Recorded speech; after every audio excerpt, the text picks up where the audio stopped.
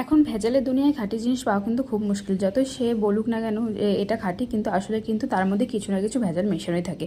আমার শাশুড়ি কিছুদিন ধরে 800 টাকা করে কেজি ধরে ঘি কিনছিল, আর সেই ঘিটা একদমই ভালো ছিল না, অথচ দাম ছিল 800 টাকা। আমি তো দেখে মাথা খারাপ হয়ে গেছে। আমি তখন শাশুড়িকে বললাম যে তুমি আর কিনতে হবে না ঘি, আমি দেখো ঘি বানিয়ে দেবো বাড়িতে, আমাকে কিছুদিন একটু টাইম দাও। আমি প্রতিদিন মোটামুটি 500 গ্রাম মতো দুধ প্রতিদিন নিয়ে আসা হয়, আর সেখান থেকে আমি একটু একটু করে জমিয়ে সর তুলে রাখি। মোটামুটি আমি যে দুধটা নিই সেটা কিন্তু বেশ গাঢ় দুধ থাকে, তার জন্য আমার সরটাও অনেকটা হয়। তো আমি মোটামুটি 15 থেকে 20 দিন মতো সেই সরটা জমিয়ে রেখেছিলাম। আর সরটাকে ভালো করে এখন ফেটিয়ে নিলাম।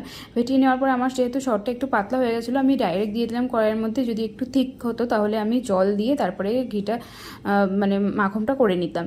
তো এখন পুরো মাখনটার ভেতরে দিয়ে দিয়েছি, আর দেওয়ার পরে দেখো কি সুন্দর কালার এসছে। বেশ কিছুক্ষণ জ্বালানোর পরে এই তৈরি হয়ে গেছে একদম খাঁটি বিশুদ্ধ ঘি। এই ঘিটা কিন্তু ভীষণ ভীষণ ভালো, একদম পিওর খাঁটি ঘি। তোমরাও এভাবে বানিয়ে নিতে পারো যদি তোমরা চাও।